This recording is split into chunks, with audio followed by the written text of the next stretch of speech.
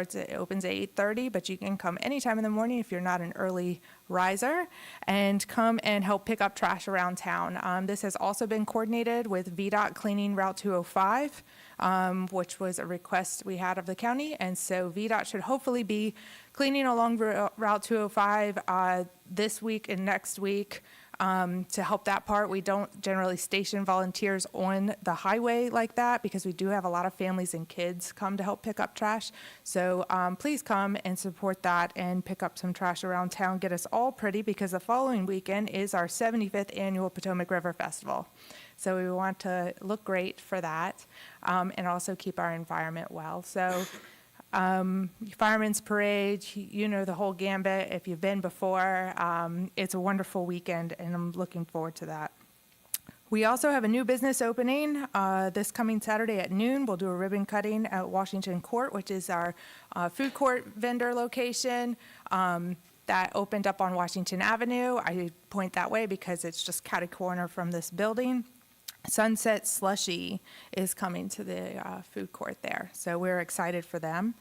And if you've been paying attention to the Virginia news lately, interview was published on Wednesday from NPR in Richmond about Colonial Beach, and I did an interview as well as several other members of our community to be involved in that publication. It's about the history of the casino, some of the good, some of the bad, and some of where we are today. So I encourage everyone to check it out. It is a radio interview, but they have a write-up on the website as well. But listening is kind of cooler than reading it because you get to hear all of the interview voices too, and Doug Cooper's on there and stuff like that. So very fun thing. So with that, all my announcements. All right, next up is our Year of Service Awards. I actually have 3 service awards, but there's only 2 in the agenda. It's for the next meeting, so I should hold off on announcing it? Okay. All right. Okay. Is Bill here? He comes sometimes. Okay, Bill Taylor or Rob Mervine? Is Rob here? No? No. I didn't. Those public works guys, they are so shy sometimes, and they shouldn't be. They kind of like being, I think, sometimes in the background of things, but both of the service awards are for public works employees, and I will read them out loud. I would say both of these gentlemen go above and beyond in their service to the town and are really helpful in every project, even volunteering outside of the work that they are doing in the kind of 8 to 4 range, 9 to 5 range, however you want to say that. All right, Appreciation of Service Award. The certificate is presented in grateful recognition of Robert Mervine. Thank you for your many valuable contributions over the past 5 years. This is a 5-year service award. Your loyal and dedicated service play an integral role in our success, and that's really true for both of these. And the other service award is for Bill Taylor, who, if you don't know, is a trash truck driver. So a lot of people know Bill, and he's honks, and kids like it when the trash truck honks. It's like a big thing. So we thank him for his positive attitude and his giving the nature to the town. And similarly written, it says an Appreciation of Service Award certificate is presented in grateful recognition of William Taylor III. Thank you for your many valuable contributions to the past 10 years. This is a 10-year service award, and your loyalty and dedicated service play an integral role in our success. And if they were here, I would embarrass them further, but they're not here. So can we give a round of applause to these 2 public works? Bill is also known as our resident garbologist. What's that? He's known as our resident garbologist. So Yes. we need to mention that. Yes, resident garbologist. We should put that in the title of his certificate. All right. All right, we're going to keep moving forward. Next up is general public comment. Like I said before, we do have a specific public hearing, but we're going to hear from general public comment first.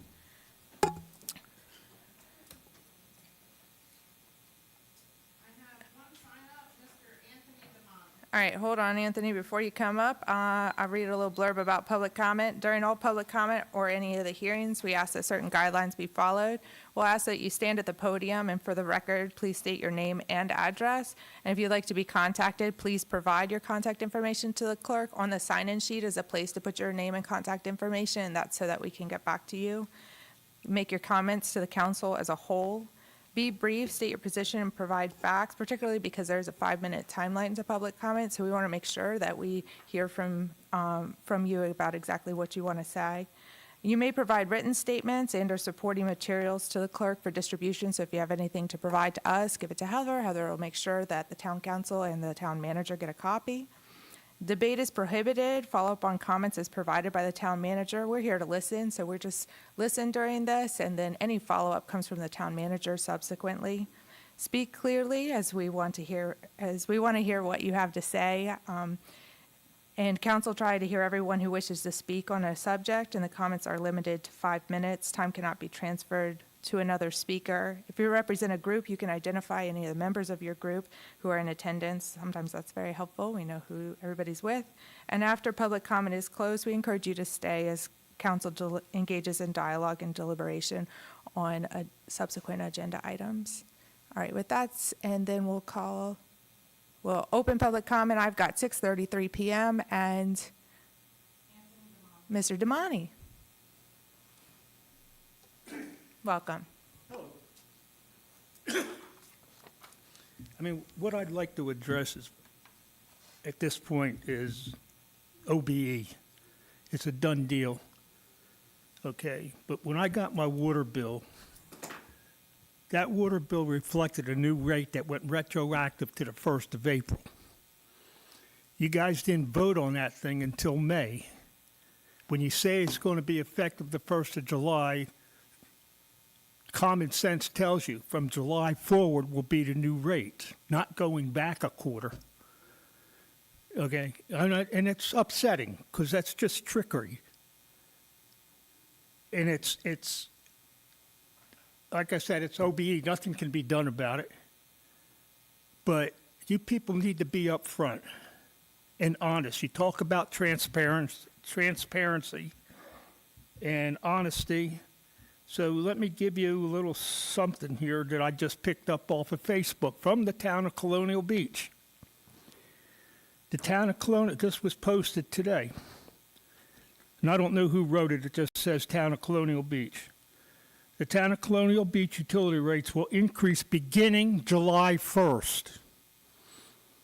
Not payment on July 1st, effective July 1st. The updated rates help support the continued operations, maintenance, and upkeep of the town's water and sewer systems.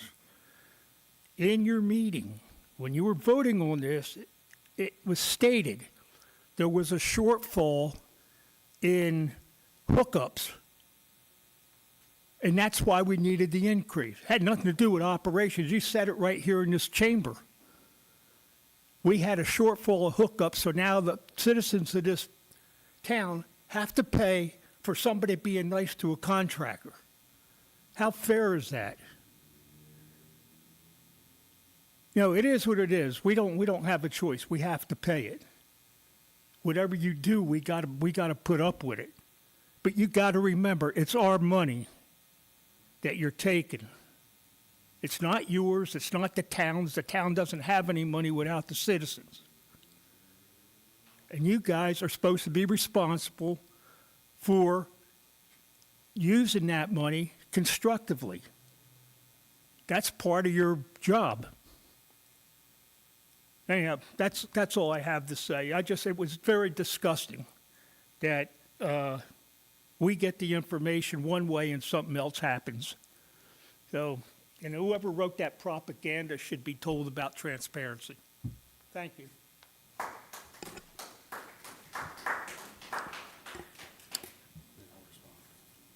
I know we don't respond, but I thought Mr. Larson was going to address this because I brought this up in my town manager meeting today. Well, Okay, before we start discussion in the middle of open comment, let's finish public comment and then we can, okay? All right, is anybody else like to come up for public comment? Yeah, you're welcome to just come on up and state your name and address. Uh-huh. Kind of a question, but I don't need an answer. Hmm? But it's just for thought. Suzanne Espenlaub, Selgrave, and just wondering why with the increase, I understand, things have to increase, but what is the increase for the development, the people that are developing and all the other people that are actually causing the need for an increased sewage and things like that? Like, we are the townspeople, we are the ones that are having to pay for it, but what kind of increase are they having, and how much are they paying for this, when ours seems to be quite a bit of an increase? And that's my statement. Thank you. Thank you. Anybody else?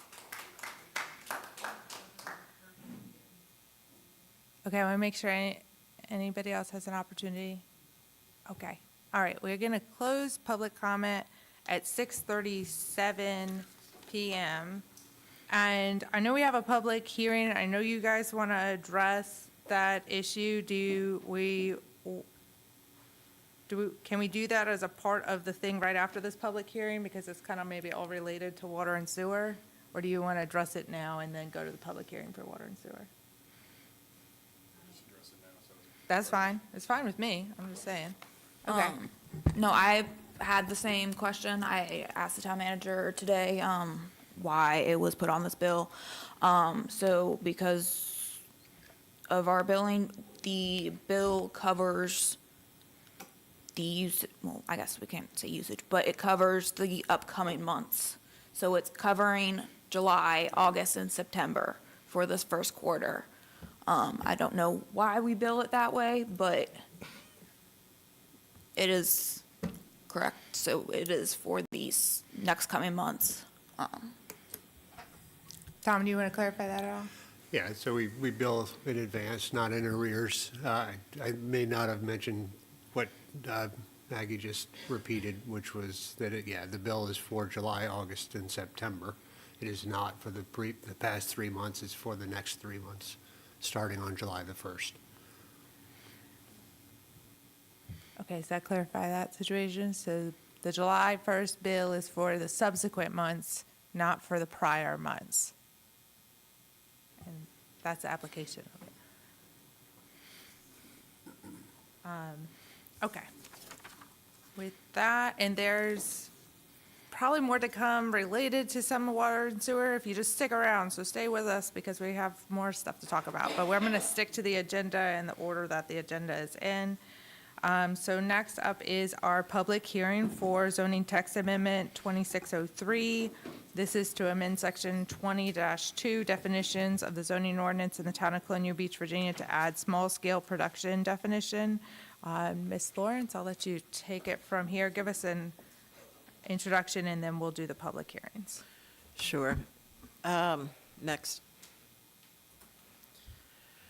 So there's 2 separate public hearings and 2 separate ordinances, but I'm going to do the presentation combined tonight. For the original request came to us as a potential coffee roasting business. They inquired about zoning. They anticipate selling via the internet, direct to customers, and eventually to wholesale customers, but not nationally. Our zoning ordinance does not address coffee roasting and/or any small-scale production. We do not have industrial zoning. So rather than just adding a definition for coffee roasting, we, after talking to many localities and nobody having a coffee roastery, we thought the best way to do it would be more comprehensive and to look at small-scale production. And so you have, next slide, I'm sorry. So you have the definition of small-scale production, which includes small-scale production such as food products, non-alcoholic beverages, leather products, jewelry, etc. And coffee roasting would fall into that small-scale non-alcoholic beverages. Next. And so that was zoning text amendment 2603. 2604 is then to add that definition or that use into 3 separate categories, all the commercial districts in town. So 7-3 is resort commercial district conditional use. So a conditional use would be required for any small-scale production that goes into any of these. Section 8.2 would be general commercial, conditional use required, and then section 9-3 is commercial, residential, CR district, and conditional use permit. And that gives us a chance to look at things like odor and noise and how they're going to vent things and stuff like that by requiring the conditional use. All of those would not exceed 6,000 square feet for small-scale production. Next.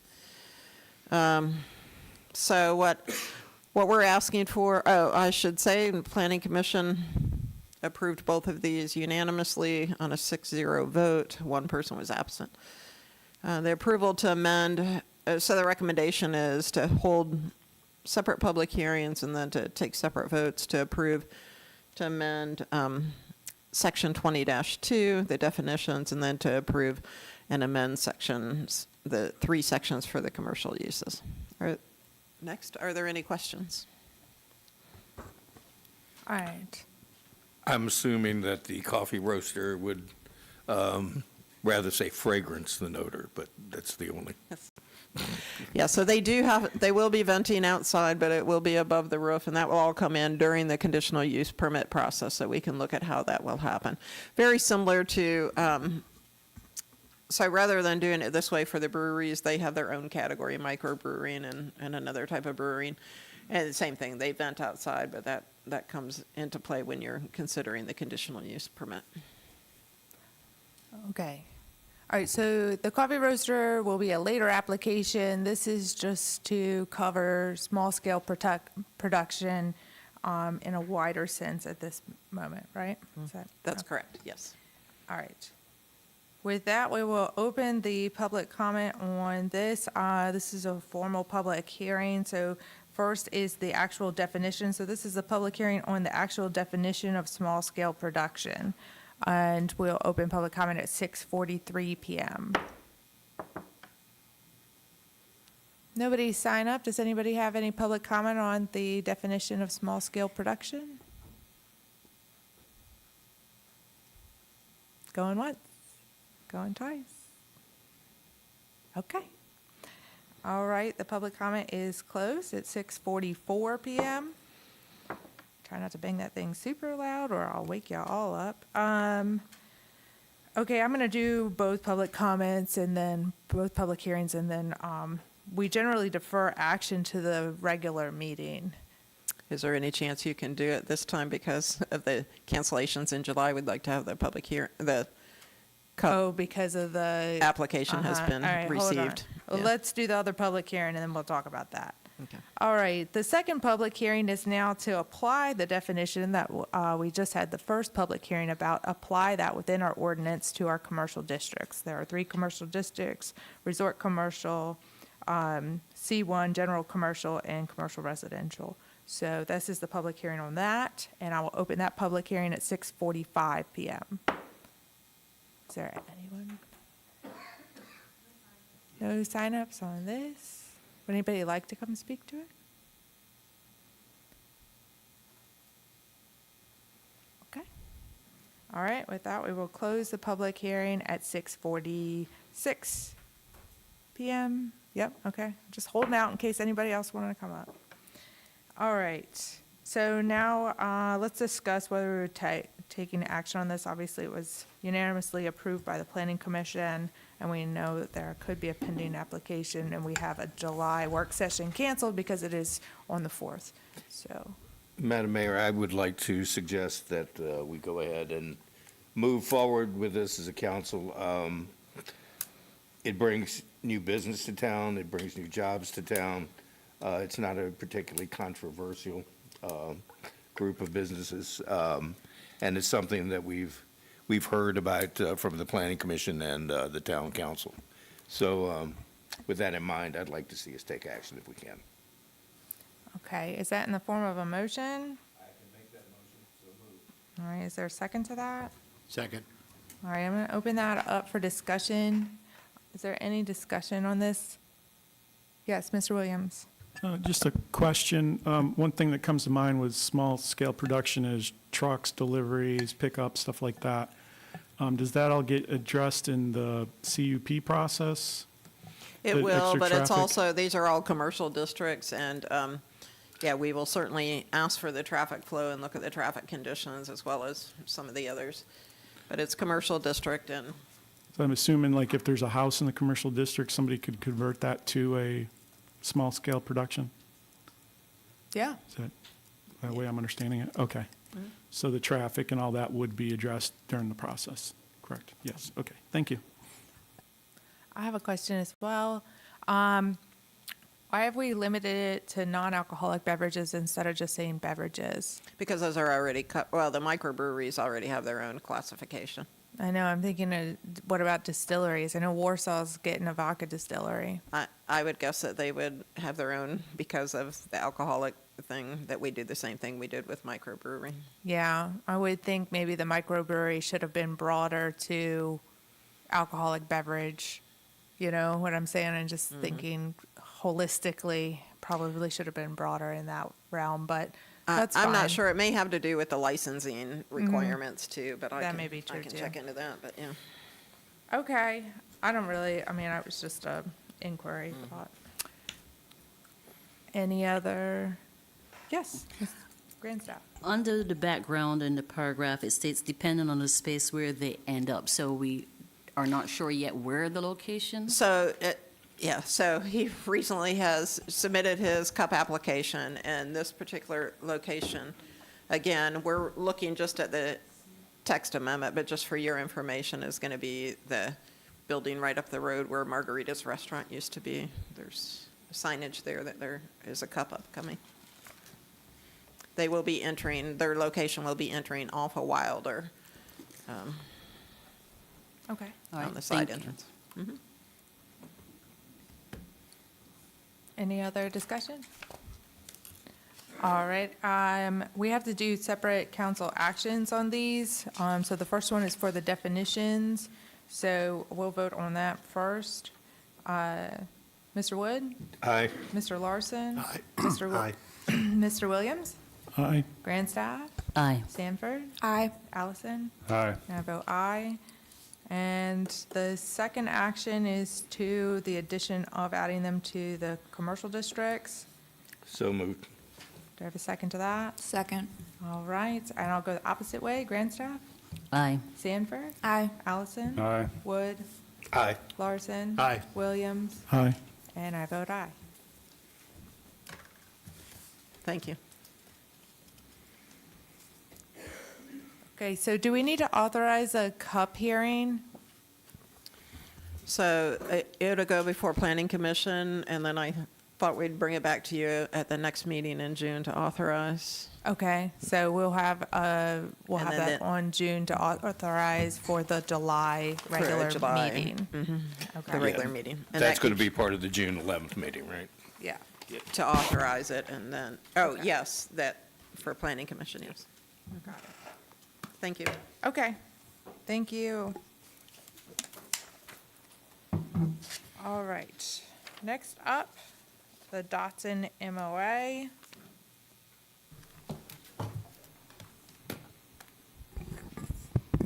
Good evening, Madam Mayor, council members, members joining us in the audience, and those who are listening online. I'm just going to provide some background and just give some information on the memorandums of agreements that the town signed with Dotson, and this is only specific to phases 3A and 3B. I want to start off with just going through a few definitions so that everyone's on the same page and we all know what we are speaking about.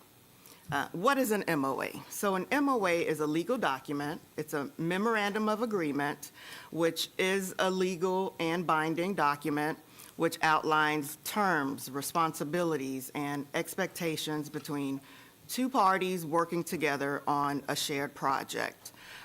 Now, the memorandum of agreement can also be called just a contract. It's just a different name that serves as a legally binding document between two entities. Phase A, the Dotson Phase A, that is what we refer to as Drift and Muse. Those are the two restaurants that were built on the boardwalk. Phase 3B, that is the new building that's currently being constructed, and that's located between the town bathrooms and the beach shop, also on the boardwalk. Connection fee. I know as it relates to water and sewer rates, you've heard discussions regarding connection fees, tap fees, and things like that. So what is a connection fee? What does it do, right? A connection fee is a one-time fee that's paid to the town by a developer or a property owner. Now, this fee helps to offset the costs that are associated with connecting a development to the town's water and sewer system. Now, this fee helps with labor, materials, infrastructure improvements, the physical connection work that will help to serve that new development. So it is a cost, a one-time cost fee that a developer pays to the town. Now, let's move on to just the terms of the MOA. What did the MOA identify? When were those discussions started? And when was the actual agreement signed? So what did the MOA do as it relates to the relationship between Dotson and the town? So the MOA outlined the terms of agreement concerning water meter installations. Only water. The MOA did not discuss sewer at all. And this was in relation to both Dotson phases 3A and 3B. Negotiations began for 3A and 3B began in 2022. MOA for 3B was ratified and signed on November 21st, 2023. In 2022, there was a previous, well, moving ahead, so I'll wait until I get to that slide. So this is the phase 3A. This is the back parking lot. It says something else now, but originally it had the Osprey Flats, which you see here, and on the Picture's other. not loading. Trying to see why it's not, I don't think it converted over to. It's just a picture on that It's just a side? picture. Yeah, it's just a picture of Drift and Muse on the boardwalk. Okay. Okay, so there it is. So that's the back parking lot as you're driving up, and on the other side are the two restaurants, Drift Muse, which has a view of the Potomac River. Okay. I think we can go back to the. Okay. Phase 3A redevelopment. There are 9 residential units, and there are 2 residential units. Commercial unit. Commercial units, thank you. There is 1 commercial meter, and that, and I know you may be asking, well, if there are 2 commercial units, why is there just 1 commercial meter? Well, our town code states that when 2 businesses share a space, then those 2 businesses will be treated as a single commercial use. So based on the town code, 1 commercial meter was connected for the Phase 3A redevelopment. And so the one-time fees that were paid for 3A for the water connection was $6,000, and the sewer connection was $9,375.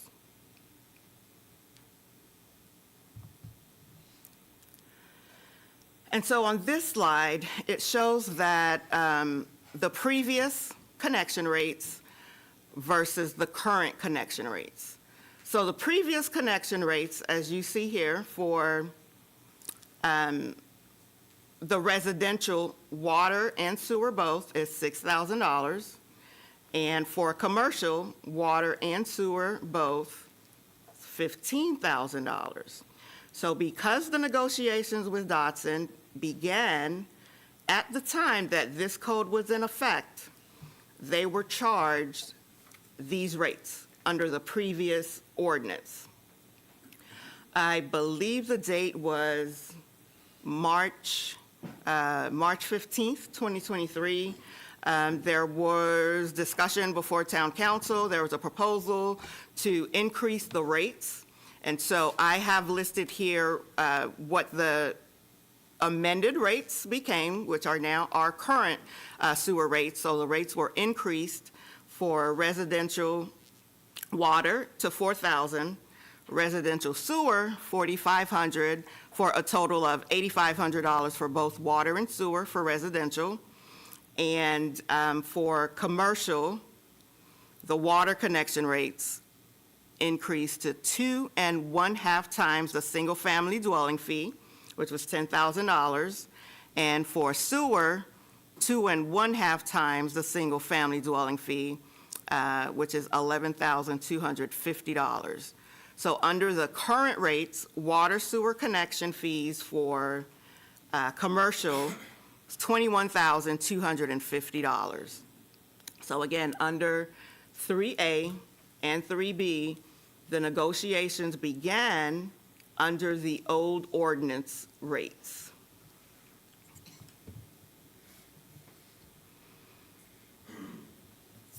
So we charge for Phase 3A, we charge the 3A for the 10 residential units, and of course, that is billed quarterly. And so we receive, in addition, 10 units, and they are billed commercially, not the residential rates. So those 10 residential units, they are paying the commercial rates, and the commercial rates is the regular flat fee, and then they're charged for usage above 15,000 gallons.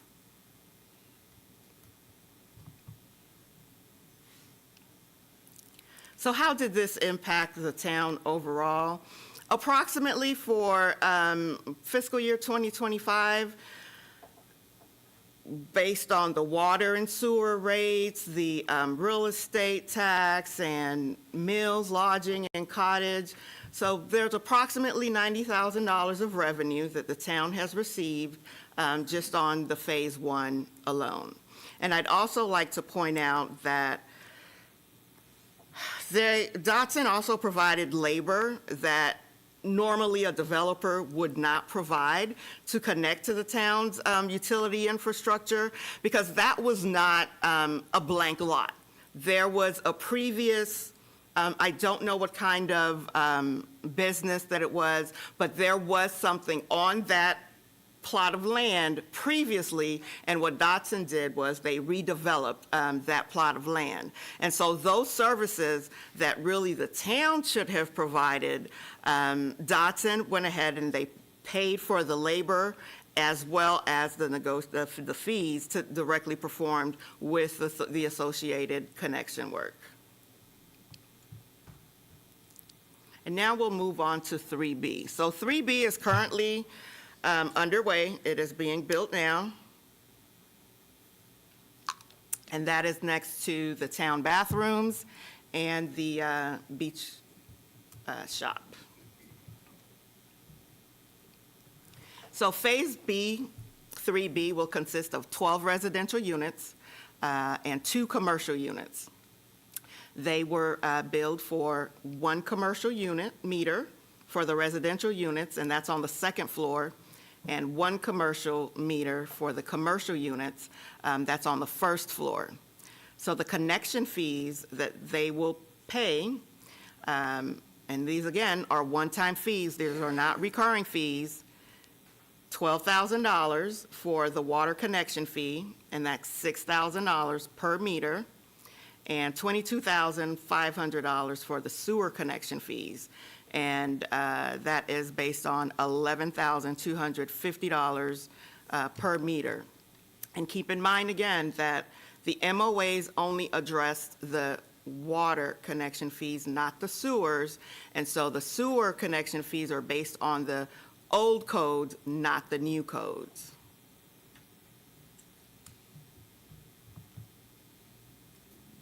Next. Now, the town charges Phase B 12 times the quarterly rate for the residential units that are on the 2nd floor, and we charge one time the quarterly rate for the commercial unit that is on the first floor. And additionally, the commercial unit on the first floor is responsible for any additional usage above 15 gallons that is used. So I want to go back to the slide with the previous and the current amounts. So on Phase 3B, they were under the old rates, which was the $6,000. So if you'll go back to the slide 10. Yes. You'll notice here for Phase 3B, the water connection fee, we charged $6,000 per meter for a total of $12,000. That's based on the old rates, but the sewer connection fee, since the sewer connection fee was not addressed in the MOA, they were charged the current rate at $11,250. And that is the end of my presentation on Dotson. Mr. Wood? I think I remember this discussion when we first started going into the change in connection fees. And Mr. Allison and Ms. Schick, you can let me know if I'm incorrect on any of these. There was a fair amount of consternation that nobody was ever going to build another business at Colonial Beach if we raised the rates. What we decided at that point, if I remember, is that there were already businesses that had made application to the town, and we gave them 6 months to close the deal at the old rates in order to get it done. Is my memory on that correct? I think that's the way it worked was we were hearing this in March.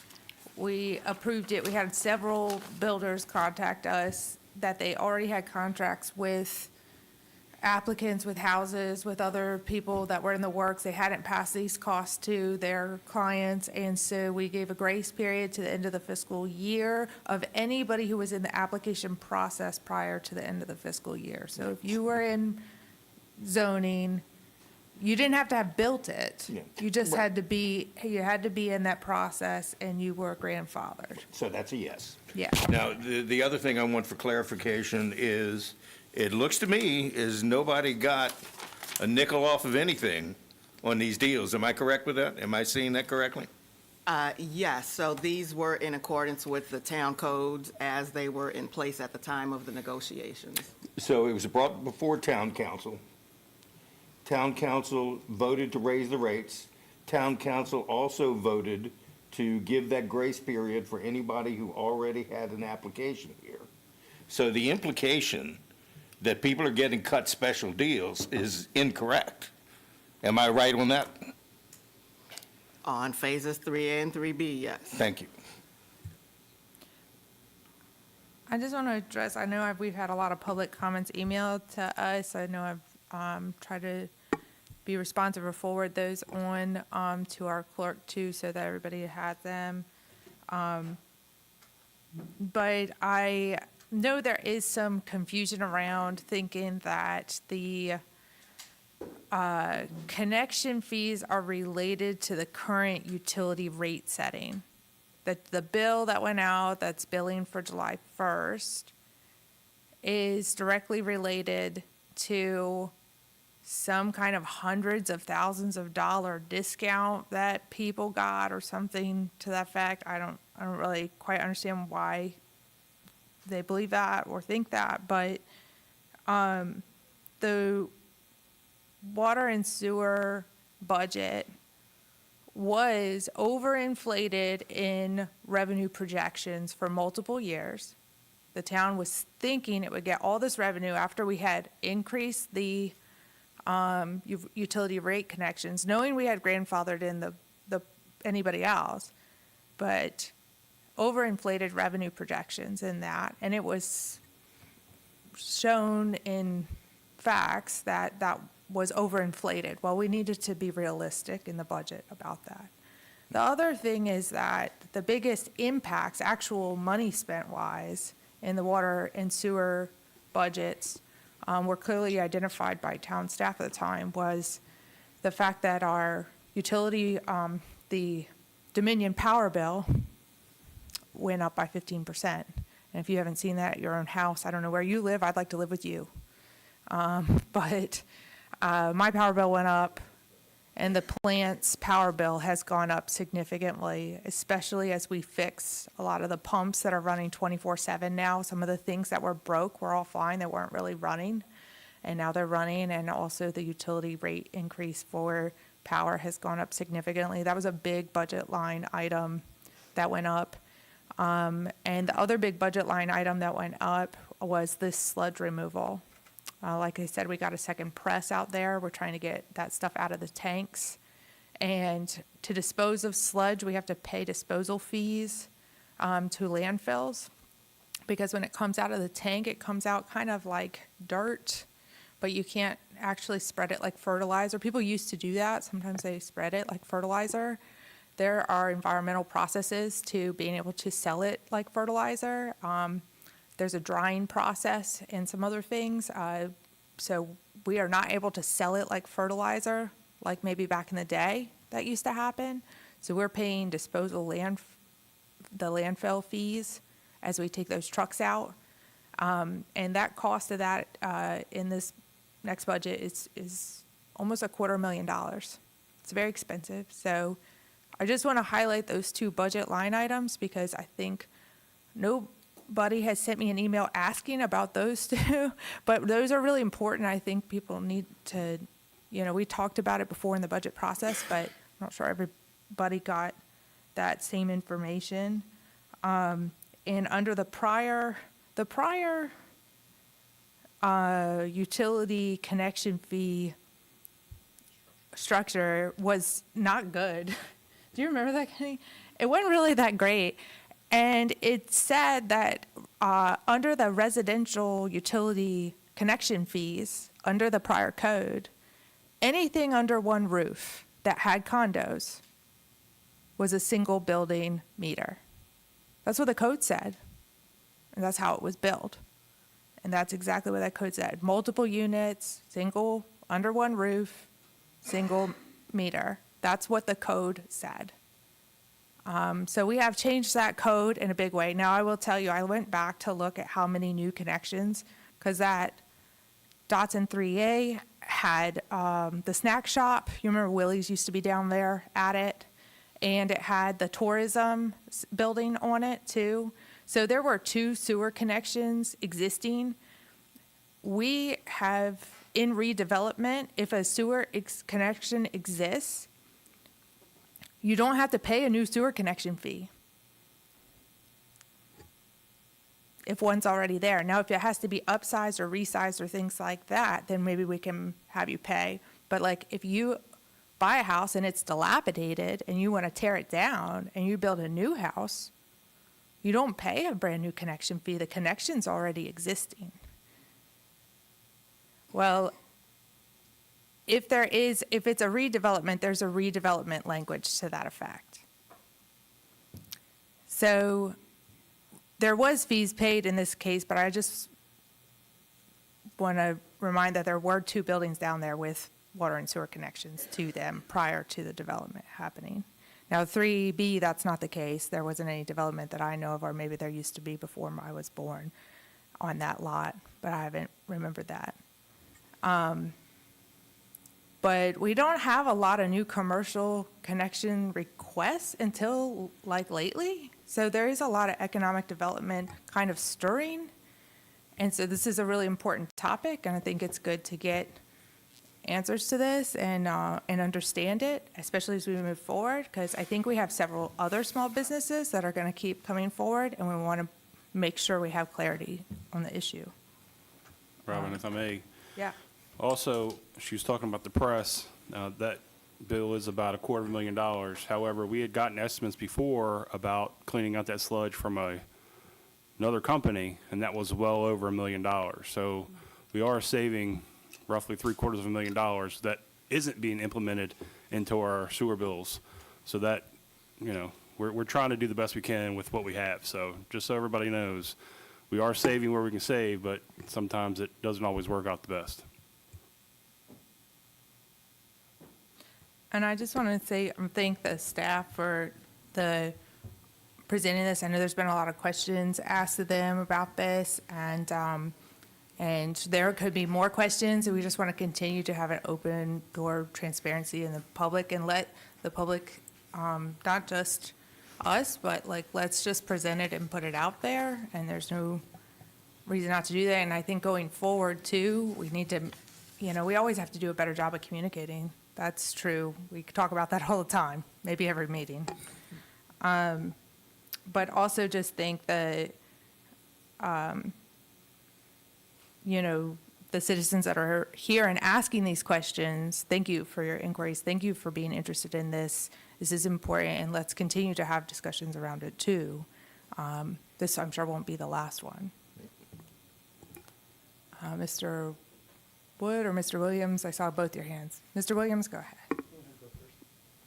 Okay. I think it's important that we all realize that our town leadership is a principled person. There's been a lot of bull hockey on social media about backroom deals and people getting special deals. You're looking at, and our town manager is one of the most principled people that I've ever met. If you have a question, ask her a question, and you get an answer. She's a busy person, it might take a while, but you will get an answer, and you'll get the correct answer. So instead of believing the worst about people because you read it on social media, ask the question. We can have principled disagreements on how things work, but I can tell you, Ms. Tucker is always going to be principled and above board, because if she wasn't, she'd lose her law license. Okay? So I just wanted to say that.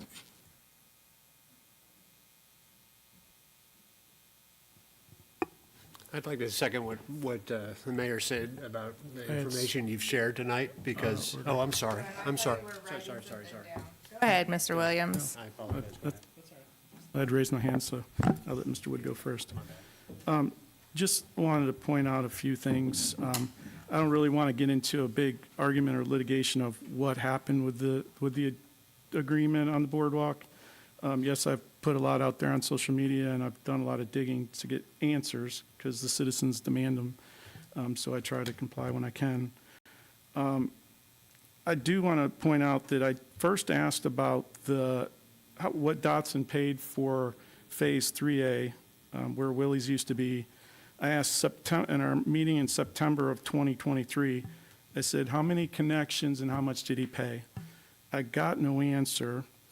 And then fast forward a couple months later in November, there was this actual agreement that we're looking at here, several pages long, was written, signed, and basically recorded with the clerk of court and all official, not a word to council. So I continued to ask for a couple more times, and finally in April of 2024, I got an answer. They said 15,000 and one connection. So I posted that out on social media back then. So I just wanted to kind of set the record straight as far as the order of what happened, because it seems like to me if a council member's asking what was paid and when and all that, and then negotiations, actually I would go back to September, I was told that we're currently in an agreement with, working on an agreement with Dotson.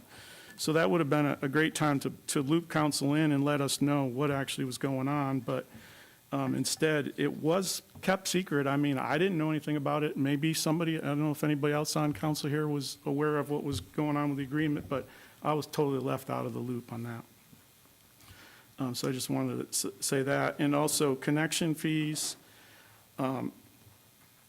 they were mentioned at least 2 to 3 times in our budget meetings about the reasons why we needed extra money. Yes, there's other things going on with the plant, and those were mentioned too, electricity and things like that. But at least 2 to 3 times in public meetings, the connection fees were referenced as a budget concern for the water sewer and reasoning for increasing. Let's see, also,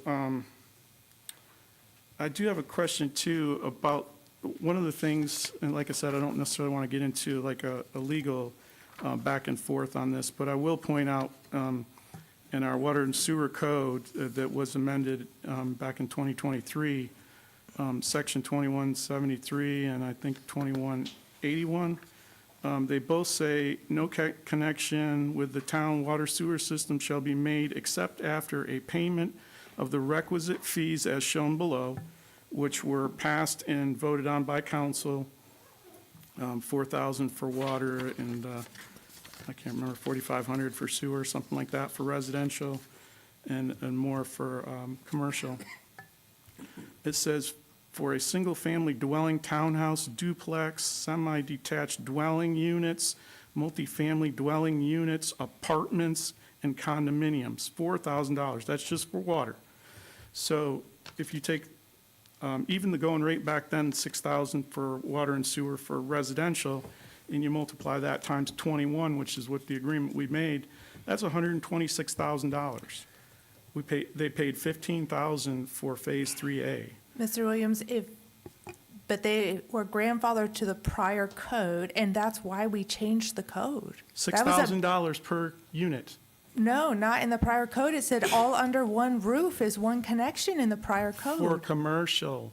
No, not in the for residential, yes, in that prior code, Uh, it says under one roof. I would like to see that in writing before I would actually want to put that on record, public record. Okay, well, I mean, I don't have the code in front of me, but you're right. We could continue to look further into what happened in the past, or we can start to move forward Right. in a productive way Which is what, about the future. right, which is why I put something on the agenda. I didn't want to, I mean, this was presented, and there's a lot of back and forth, so I just wanted to at least say some of the reasons why some of this information was put out, so that there's no confusion there. I will admit, too, also, that the current town manager wasn't even the town manager at the time that this whole agreement was written up and signed. So I'm not sure why the prior town manager didn't want to sign it or couldn't sign it, but she didn't.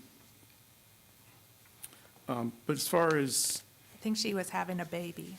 no, she was done having a baby. She came back from maternity leave, and then she put in her notice and said she was going to leave in a month. Oh, okay. That's what was going yeah, on at the That's what time. happened, yeah. So we do know why she did so. Okay. Oh, and just, I'll use this, I'll save this for my discussion on the next agenda item, so. All right. Is there further discussion on this? And we will, I mean, I think the next agenda item is very productive. It talks about what to do next, right? Is that my understanding? Correct. Okay. So is there further discussion on this agenda item? Okay. We'll move forward to the next one, which I believe is presented. Is that you also? Oh, no, it has Mr. Williams on here. Is that Powell's memo too, or? That is Bell's memo. It's my memo, but I think Mr. Williams is the one who should introduce it. Yes. Sure. Go ahead, Mr. All right, Williams. we're ready? Yeah. Okay. This is, this agenda item is based off of email discussion with Powell, and is basically the concerns I had raised. I had asked him, and council has all been privy to our back and forth emails. I guess, I'm not sure how the attorney-client thing works with council, but I guess that was okay to share with everybody? Okay.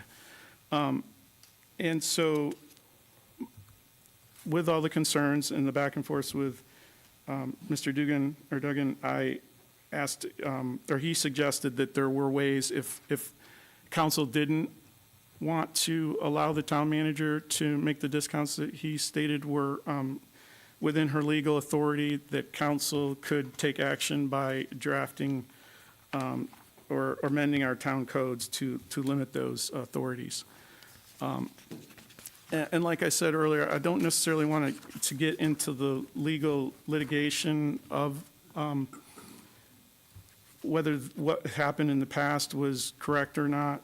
That's for, the public. I mean, if the public ever decides they want to do a judicial review or something on that, they can. But as far as we're concerned today, our town attorney's legal opinion, he says that what she did was appropriate based off of her being able to determine the number and type of connections. And I want to put words in your mouth, Powell, but is that correct? That's accurate. Okay. And so that's why I've put this on the agenda. I feel like council should approve any discounts, even if it includes reducing the number of taps or the number of type of connections. And so, like I read earlier, in our water and sewer code, section 21, I read how basically it says that each unit should pay. And then also, you'll find later in that code, I think I referenced it here in my notes, section 2393 actually addresses economic incentives. And from what I gather from the town attorney, we're not necessarily saying what was done was economic incentives. It was just and this is, I'm making this in my words, a loophole in the process. But basically what it states in there is economic incentives. And it says other incentives as negotiated and approved by council. So if you go into our water and sewer code and you scroll down, there's a link. If you click on that link and it goes to 2393 and it states that. So basically, from what I can gather from our water and sewer code, the only fee, the way to discount fees in any way at all is through that economic incentive, which it states approved by town council. So at least at one point, we deemed it appropriate for town council to sign off on significant discounts. So I wanted to point out that that's in our current water and sewer code. Whether people want to debate whether each unit pays or not, it seems pretty clear to me in our water and sewer code that each unit should pay whether they have 1 meter or not. So this is my proposal. I'd like to make a motion that we ask the town attorney to draft basically in this language, to draft a town code requiring council to vote on fees discounted, including items like reducing the number and type of connections and the number of meters. I second that.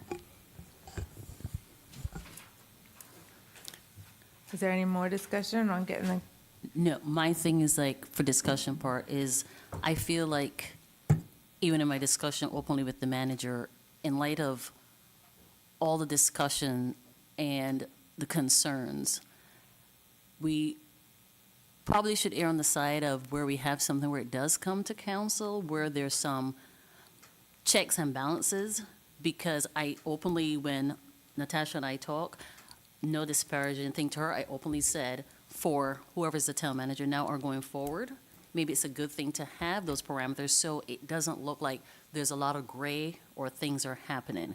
So if something has to come to council where we can be part of the decision-making process, because at the end of the day, we're council, but we're also citizens. And the fact of the matter is, membership doesn't have its privileges. These rates also affect us, but we as the leadership, we keep saying we have to do a better job of communicating with the public.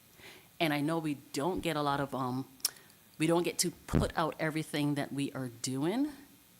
And it has to, we just have to do better about letting them know, because at the end of the day, from speaking to different people and today visiting businesses, the truth can be hard at times, and sometimes we get upset. But when the dust settles, most of the time, people will say, I may not like it, but at least you were honest with me. And right now, it doesn't look like that's happening. And if we can show it, so like I said in my one-on-one discussion with Ms. Tucker, I said to have checks and balances would be a good thing, maybe to keep clarity and openness, and also to just cover whoever is here now and in the future, so it doesn't seem like it has a whiff of impropriety. So, you know, it shouldn't be a case like we are trying to cast dispersions, because like I said, every time I've spoken to Ms. Tucker and asked her for anything, she gets back to me. If she can't, she'll explain why the delay is, and she gets back to me. But I think the town as a whole, for the citizens, they want to know if, why, when, and how, and they want to see us doing a better job at it.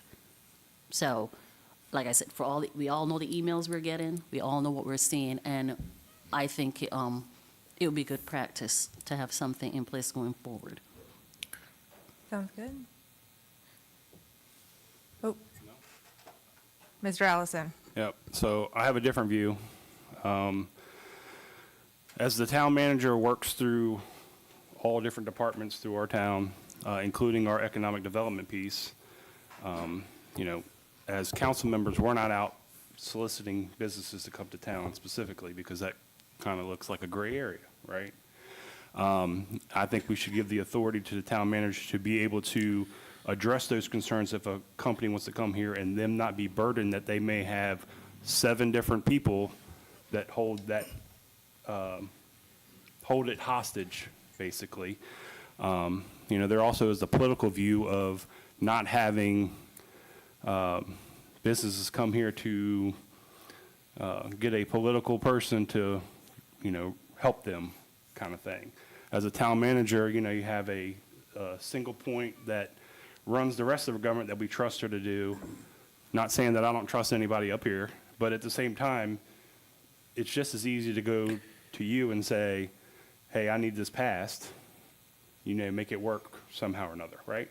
I mean, it happens all the time throughout everywhere. I don't want to be in the position for somebody to come do that to me. I'd rather it be her problem. So that's my stance on it. Mr. Wood? I think we're doing a disservice when we say that citizens' distrust has come organically. It's been fomented. Okay, let's take a look at what has actually happened here. We saw what the agreement looked like. Every number on the agreement is exactly what it was supposed to be. So it's a problem in search of a solution. I think it's important that we have professionals. Over here, we have 2 people with law degrees. Over here, we got none. Okay?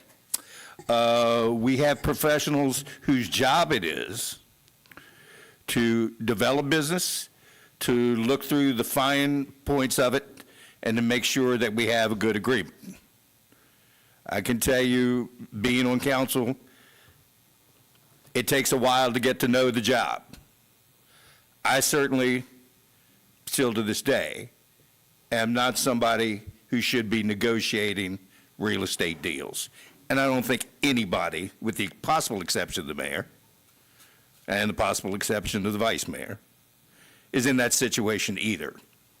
And we know this to be true because we've seen the amount of incorrect information that we've worked with. So to take that responsibility out of professionals' hands is a terrible mistake. Tom, do you have anything you want to add? Yeah, so I got a couple of questions. First of all, Mr. Williams said that the town code says if we're going to give economic incentives, that comes before council anyway, right? So I think the solution is there. I think the review of, you know, we don't want to rehash the past too much more here, but the review of the Dodson agreements makes it pretty clear to me that those weren't economic incentives. They were just the normal process of doing the connections for those businesses. So that didn't apply. But when economic incentives do apply, i.e. discounts, they have to come to council. It's already in the code. So what are we really looking to do here? I'm a little bit confused. I have to be honest. Okay. I can address that. I don't know if you agree or not, but if a town manager or anybody says, you know what, normally it would be 100,000 for your connections, we're going to do 15 grand. To me, that's a discount, even though it was the number and type of connections. I mean, when our regular code also says a fee is per unit. So that agreement was kind of outside, to me, outside of the code as it is. So that's why I suggested bringing this on, to just make sure that that's 100% clear to the citizens as well, that no builder's going to come in and say, I mean, to Kenny's point, I get what he's saying, you know, you don't want to be political about it, but what if somebody on council has a pull with the town manager? I'm not saying current town manager, I'm saying future or in another town. What if they had some pull and say, hey, I think need- insinuating things like that does some damage to our entire town council. No, I'm not insinuating that was done.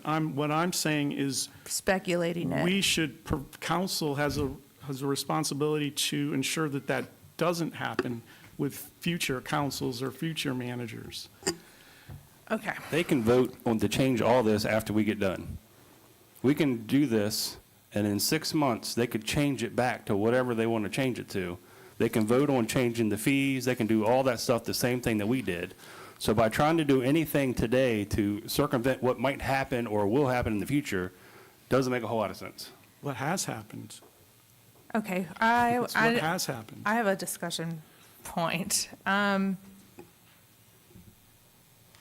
want to stay solution-based. We're here to solve problems. That's why we're up here. So, in order to solve problems, we have to give clear direction. In order to solve problems, we have to frame the issue.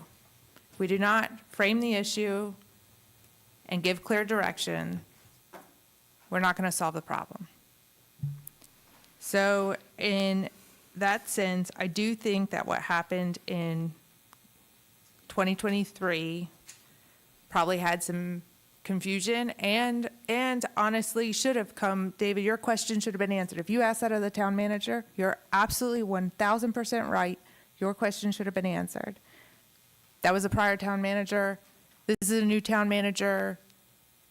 We all seem to be getting along very well with this town manager, so I don't want to blame her for whatever prior things weren't or were answered.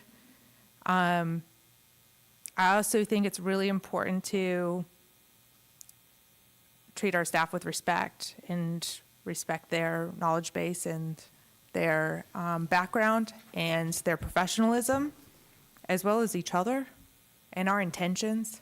I don't think anybody up here has a bad intention for the town of Colonial Beach. I think we all love Colonial Beach. Sometimes I love Colonial Beach too much. But we all do that, right? We're just pouring our heart out up here. And I think also, Mr. Williams, I think you are too. And I think you are also just trying to do the best thing for Colonial Beach. And I believe that in my heart. And in that sense, I think that there's a miscommunication about the authority, about the town manager having the authority to interpret the number and types of connections, and whether or not that becomes an economic incentive. That to me is framing the issue. We have already rewritten our code. This might have been not quite this council because I got 3 new members, but most of the people on this council assisted in rewriting the economic incentive code that was passed and implemented today. That code says that these agreements and discounts have to come to council. I would say to Lisa speaking, and I want to speak for you, but your point right then was that is also what you would like to see, that council get any kind of economic incentive deals brought to us.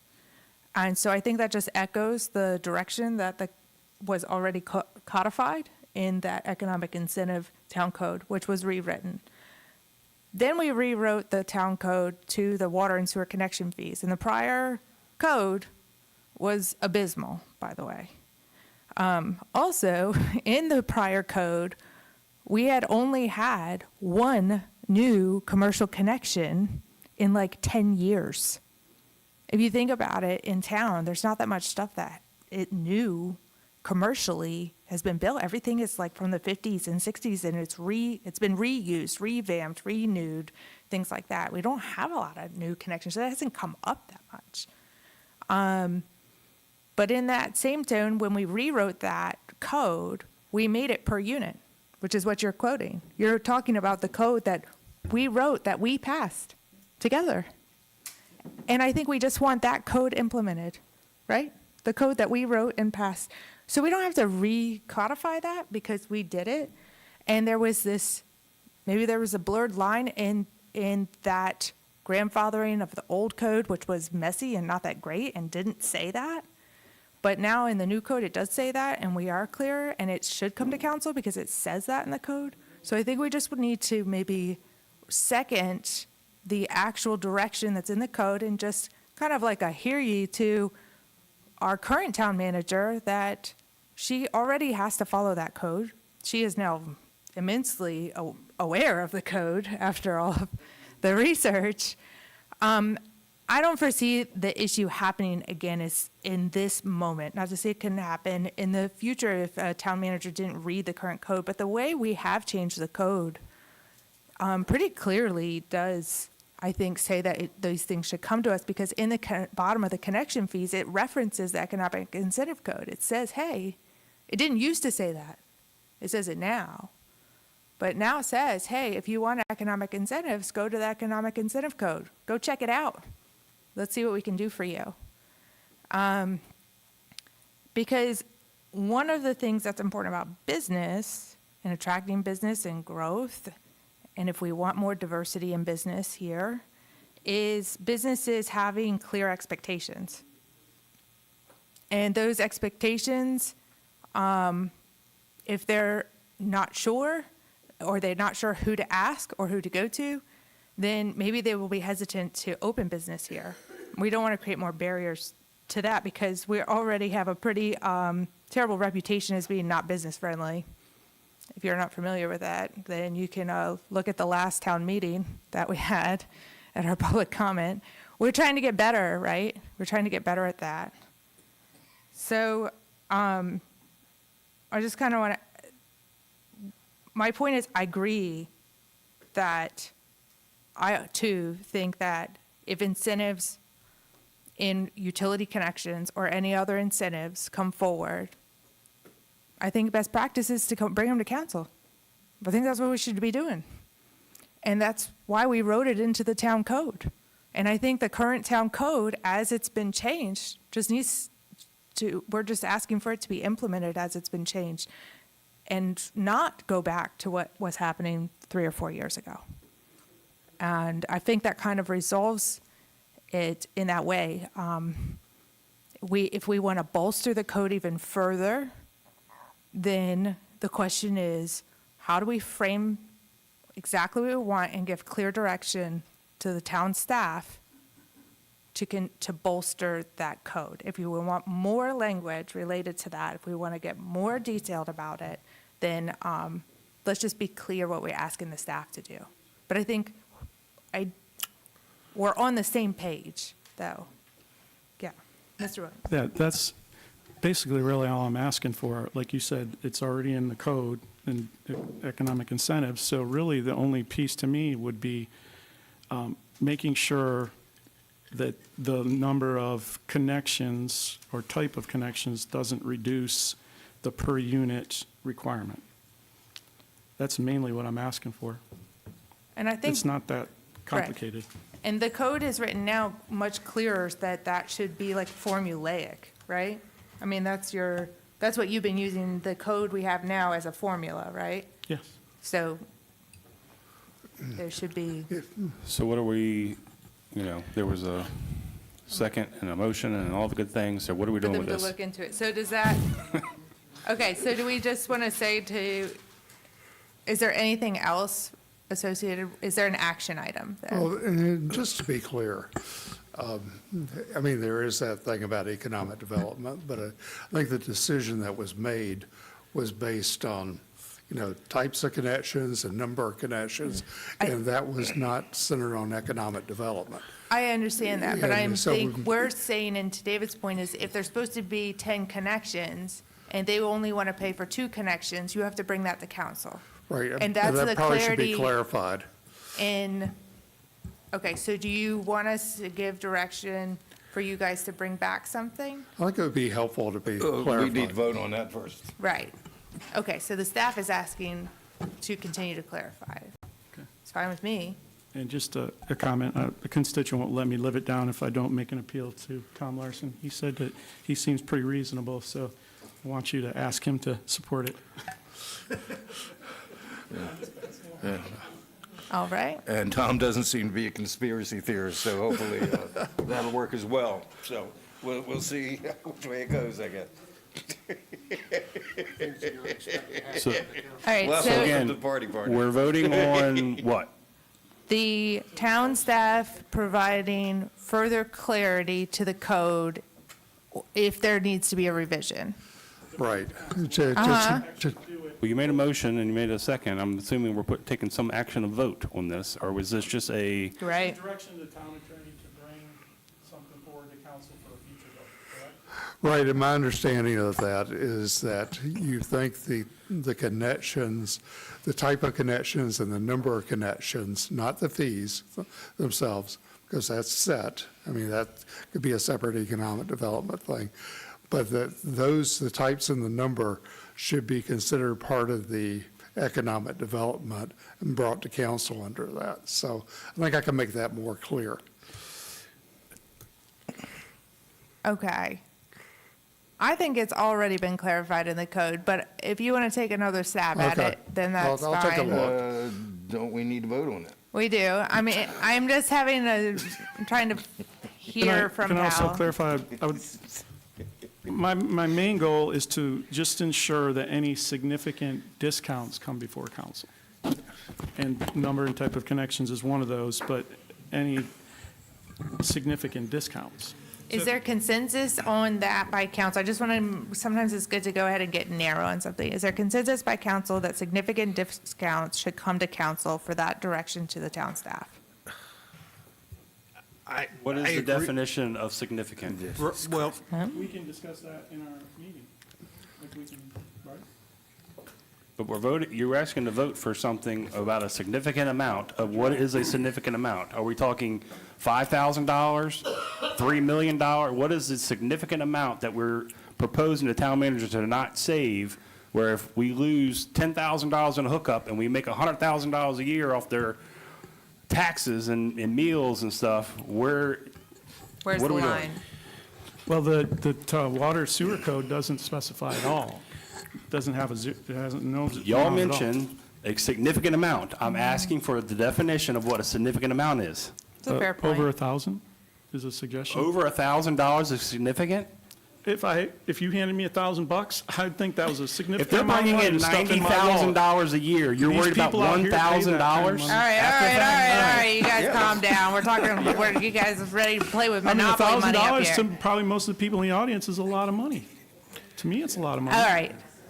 So we don't have consensus on any of that, but staff wants to bring us something back. So I think we should let staff bring us something back if they're interested in bringing us something back. And that's where I stand on that. And so to me, the motion is for staff to bring back what they would propose to solve the fact that we're arguing about $1,000 up here right now. Basically what I said in my letter, town code requiring council vote on fee discounts, including items like reducing the number of. All right. And then let's see what staff brings back with that, is how I interpret that motion. We'll see what staff brings back about that. All right, so that's the motion right now, it's just direction for the staff to come back on that. so can I add a little commentary before we vote? Yeah, All sure, right. go ahead, we still open for So discussion. this idea that reducing the number of connections is straight up discount is a little bit confusing to me, right? Because if you have 10 units and we say, all right, we want them to have 10 connections, then we've got to make 10 connections and install 10 meters, right? So it's not all of those connection fees lost by taking that down to one aren't really lost because there's a bunch of equipment and labor and stuff that, well, Natasha. I know, she went to the bathroom, I I'm think. right about that, right? That's my understanding. Right, so it gets to kind of what's a discount, Right, because is that a discount? Are they just not installing a bunch of meters and making a bunch of water pipe and sewer pipe connections, and therefore we should be charging them less, right? So think of that as you're working through this. What is a discount? I'm not sure I understand exactly what a discount is. One last shot in the dark, please, Madam Mayor. Mr. Wood? So if I understand correctly, Mr. Dugan, okay, there was no variance between what was in the code, right? There was no variance that people were charged for water and sewer hookups, right? That was exactly as it was specified. So we don't have a problem there. And now we're going to send stuff back to staff who's already overworked, and we're going to treat them as if we don't value their opinions on what they did. And eventually, people will just get tired of that. You have to work to retain good people, and I think we have empirical evidence. You're We making this have out to good be bigger. people. All right, hold on. He's finished, and then Ms. Stanford, I will make sure you have an opportunity to speak. Are you done, That's it. Mr. Wood? What All right. problem are we trying to solve? Maggie, I would like to hear from you because you have been quiet this whole time. Please. I think we have a clear direction for staff. We want, I go with what the mayor's saying, just let's move on. I mean, you're making this into a bigger thing than it has to be. I mean, Okay.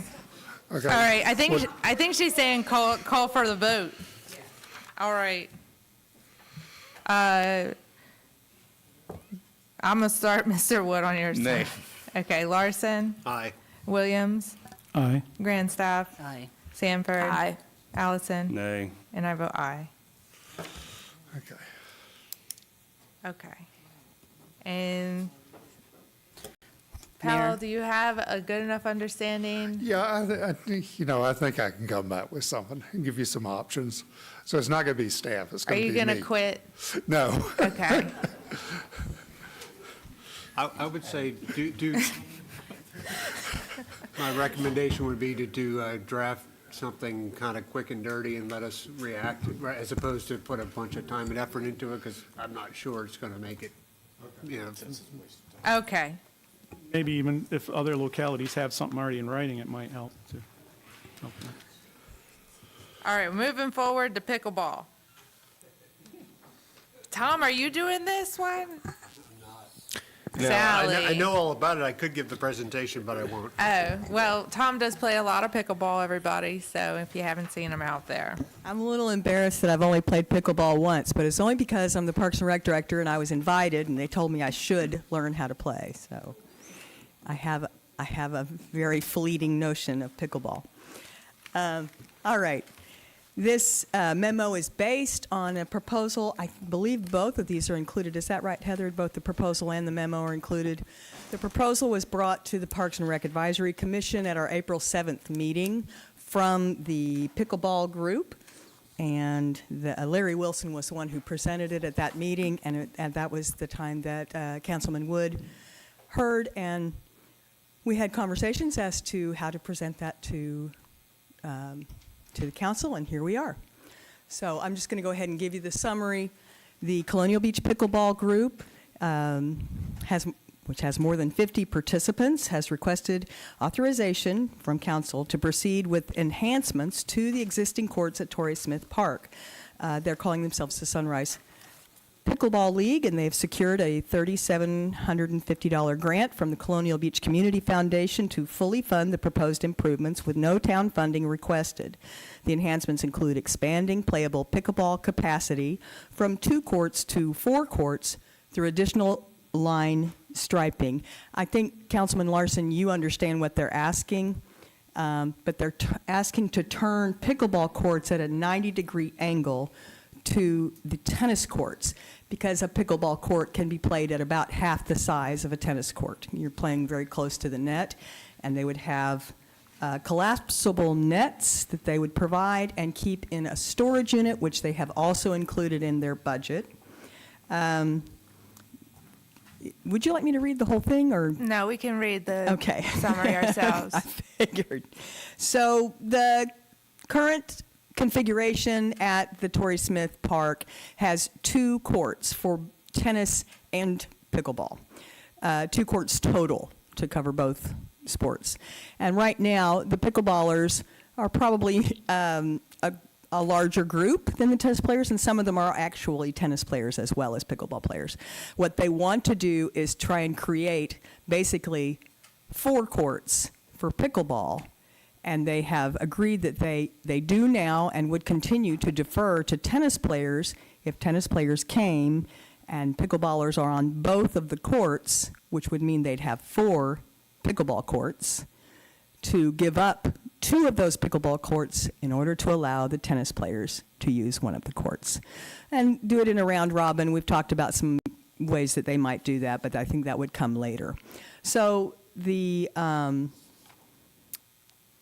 alternatives that we've listed are to maintain the existing court configuration with 2 pickleball courts and shared tennis use without additional wind mitigation improvements. And I did not mention that they also want to add wind screens, which would benefit both pickleball and tennis players.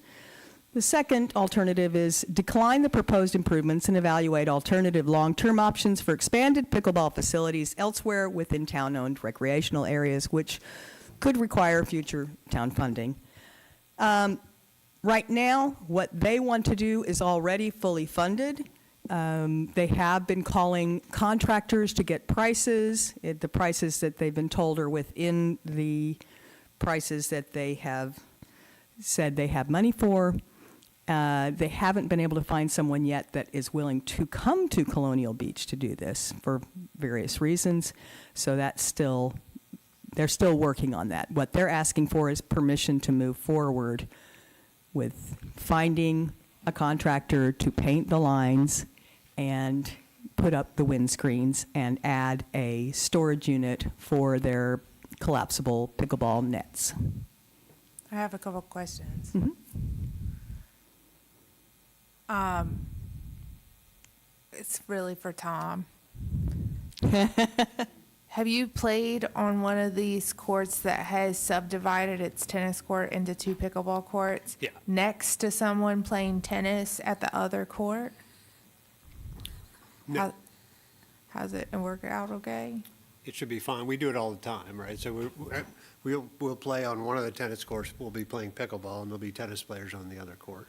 But now you're asking 2 pickleballers to be next to a tennis.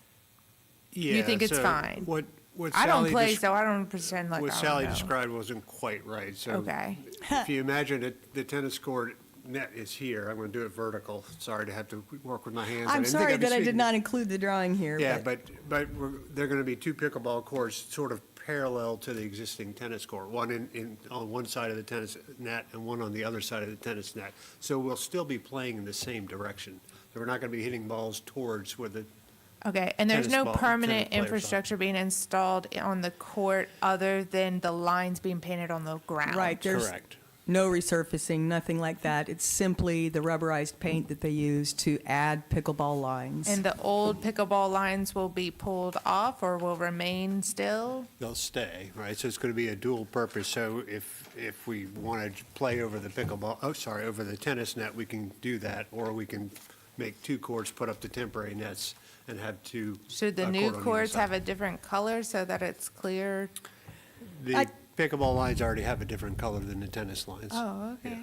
I think what they're trying to do is address the issue of multiple pickleball players No, showing up and I having. understand that. Yeah, having to wait. The next question is on the windscreens. I want to make sure you can see through them. I think it would be a big mistake to put windscreens up that impede the visibility. There are windscreens that have visibility still through Yeah, them. the images that they've sent, or that they brought to the meeting, I believe, were, you could see through them. I would say that needs to be a requirement, though. I don't want to see They that are, that's yeah. not I'll make that explicitly note. stated, and then all of a sudden it's enclosed in like a black box.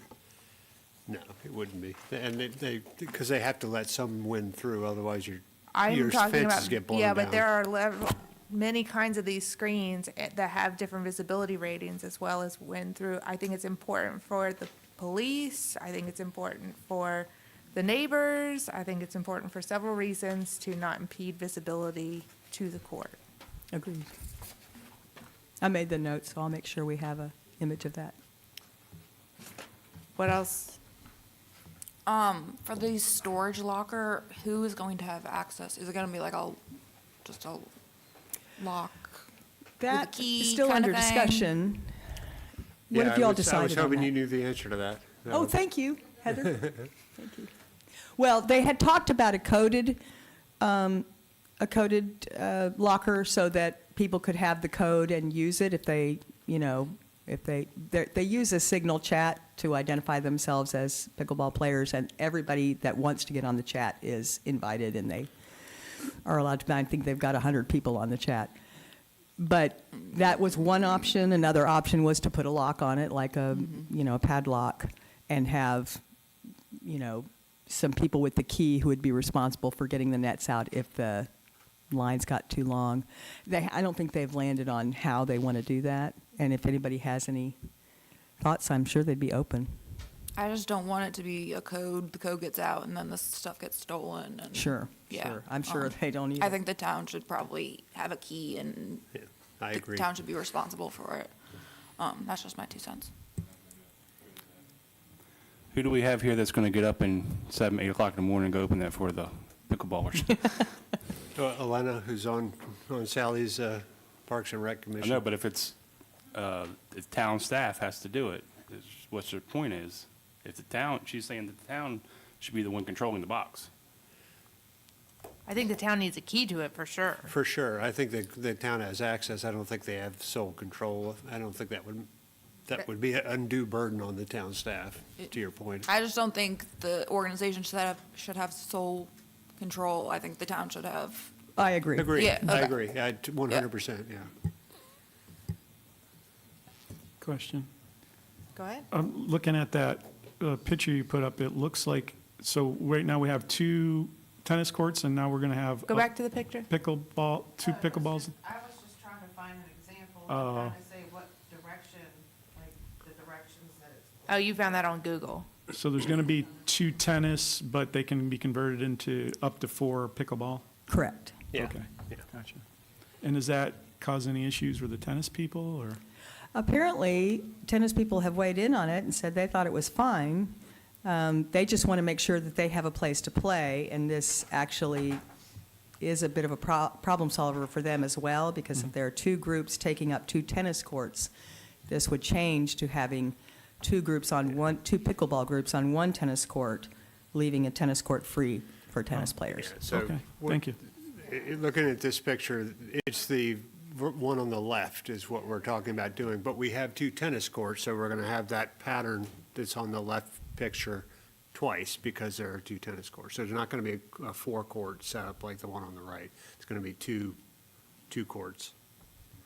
I don't know if I said that. It's probably confusing, but ignore the 4 pickleball court half of the diagram. Yeah, and That I- does not apply to us. I apologize for misreading that, because I saw an earlier design that had them turned. Sideways, yeah. no, Yeah. not So there. not that one, this one, but 2 of those. Yes. So basically, they're going to be playing on both sides of the Correct. tennis net? Correct. Okay, Correct. gotcha. Full games on both sides. Yep. Room for that, I guess? Like, we've measured the length Yep. and all We that? have. Okay, gotcha. And I went and double-checked that, so I went with my little tape measure. Any other stipulations? All right, with our stipulations, are we going to let them do it? Should they we need vote on a that tonight, or? Do we need to move? Yeah, I think we have to give a blessing for them to move forward or not. All Okay, so moved. Second. right, and the stipulations are the lock and the screening. Right. All right, all in favor, say aye. Aye. Aye. Aye. Any opposed? There you go. Okay, thank you. All right. Thank you, Sally. There's no closed meeting. Can I get a motion to adjourn? All in favor? It's adjourned at 8:00 p.m. Thank you very much, everyone.